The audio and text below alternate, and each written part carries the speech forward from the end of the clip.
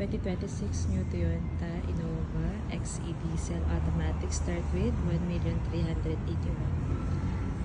Kung mapansin natin, black yung display natin dito sa showroom. So, meron pa tayong blackish red, silver, and red. Yan, half cup. Tapos wala siyang pag lights.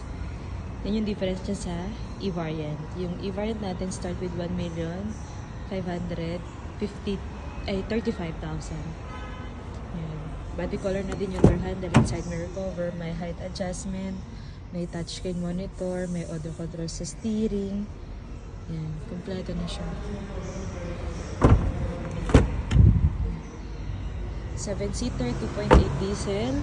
Meron siyang spoiler. Meron siyang reverse camera. So, reverse sensor na lang yung additional natin. Sa kate. Ito yung sa likod natin. So, matatambol pa din yung seats natin sa third row seats.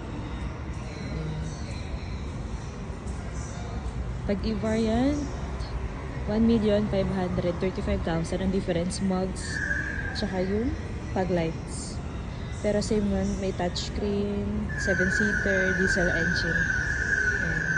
Thank you!